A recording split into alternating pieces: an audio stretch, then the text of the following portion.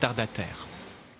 On en vient maintenant à notre feuilleton du week-end. 3 jours sur les Champs-Élysées dans le 19-20. Avec ses 100 millions de visiteurs par an, c'est une avenue que les grandes enseignes, qu'elles soient de luxe ou plus abordables, ne peuvent pas négliger. Cécile Laronce et Noé Salem.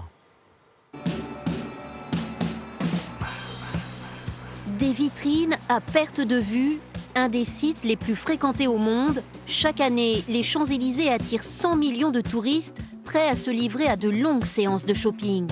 Cette boutique de parfums voit passer jusqu'à 6 millions de visiteurs.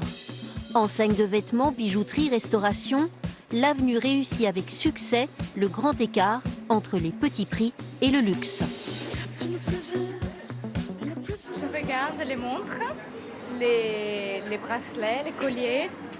Qu'est-ce qui est joli, oui. Ce qui plaît à une femme. Il brille dans son écrin rouge, l'incontournable Fouquet's. Plus qu'une marque, le dernier palace français à Paris est une machine de guerre commerciale. Ici, travaillent 390 employés dans 5 restaurants, 3 bars et un palace avec une suite à 17 000 €. Alors, pourrait-on imaginer ce fleuron du luxe français ailleurs que sur les Champs-Élysées ? Le Fouquet's est sur les Champs-Élysées depuis 120 ans. On n'a pas déplacé la Tour Eiffel. Vous voyez, le Fouquet's va rester sur les Champs-Élysées. Le Palace, d'une manière générale, c'est l'international.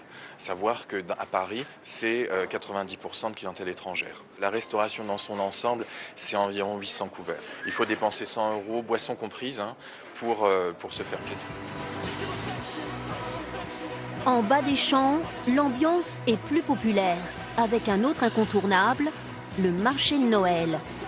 Du 14 novembre au 5 janvier, ces 160 chalets régalent les promeneurs.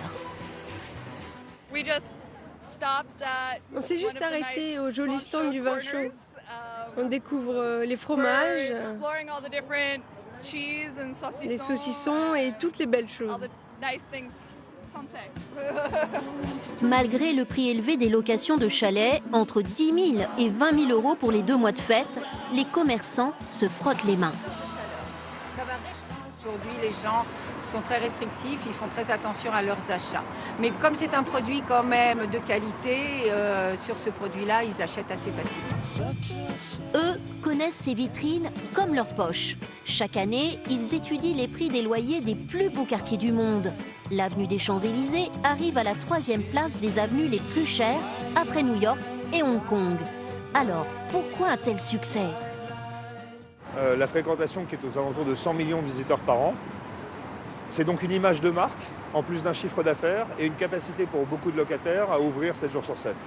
Le loyer moyen s'échelonne entre 500 € le mètre carré et 15 000 €. C'est une très grande amplitude, mais cette amplitude s'explique soit par la taille des boutiques, soit par leur emplacement dans les Champs-Élysées. Avec un chiffre d'affaires de plus d'1 milliard d'euros par an, l'avenue des Champs-Élysées mérite bien son nom de plus belle avenue du monde, du moins pour les commerçants. Et pas seulement pour les commerçants. Demain, fin de notre feuilleton avec un gros plan sur les Champs-Élysées, la nuit. Je vous rappelle la